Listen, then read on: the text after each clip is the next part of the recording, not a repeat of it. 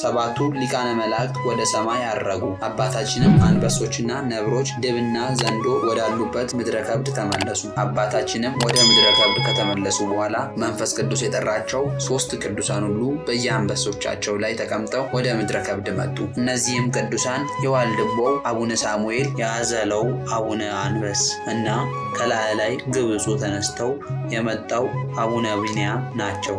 ነገር ግን አባታችን እነዚህ ቅዱሳን ስለተሰወሩባቸው ቅዱሳኑ እስከ 7 ቀን ድረስ በምህላ ሰነበቱ። የአባታችን የሚያስፈሩ አንበሶች ወጥተው የቅዱሳንን አንበሶቻቸውን ገለው ደማቸውን አፍስሰው ስጋቸውን በሉ። 3ቱም ቅዱሳን በዚህ ፈጽመው ደንግጠው ሳለ አባታችን ገብረ መንፈስ ቅዱስ 60 ነብሮችና 60 አንበሶችን አስከትለው ተገለጡላቸው። ሰላም ለእናንተ ይሁን፣ የእግዚአብሔር ቅዱሳን አትፍሩ አላቸው። ቅዱሳኑም አባታችን ሆይ ጸሎትህ ቅድስት እንደሆነች ባወቅን ጊዜ በእግዚአብሔር ፍቃድ ትባርከን ዘንድ ወደ አንተ መጣን። ነገር ግን ባላገኘን ጊዜ እስከ 7 ቀን ድረስ አለቀስን አሏቸው። ዳግመኛም የእርሱ አንበሶች መጥተው የእኛን አንበሳ በሉብን አሏቸው።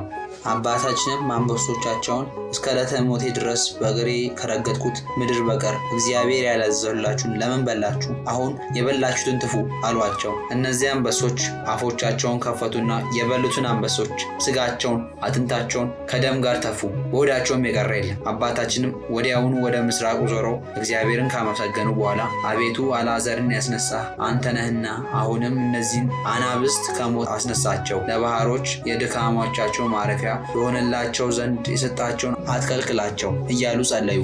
አቡነ ገብረ መንፈስ ቅዱስም እንዲህ ብለው ጸሎታቸውን ከጨረሱ በኋላ የአንበሶቻቸውን ስጋቸውን በመስቀል ምልክት ባረኩ። በጌታዬ በፈጣሪ በኢየሱስ ክርስቶስ ኃይል ተነሱ አሏቸው። አንበሶቹም እንደ ዓይን ጥቅሻ ፈጥነው ተነስተው እንደ ቀድሞ ሆኑ። ለአባታችንም እጅ ነስተው ሰገዱ፣ የእግራቸውንም ትቢያ ላሱ። አባታችንም ወደ ጌቶቻቸው መለሷቸው። እነዚህ 3 ቅዱሳን በአባታችን ላይ አድሮ ድንቅ ነገርን የሚሰራ እግዚአብሔርን አመሰገኑ።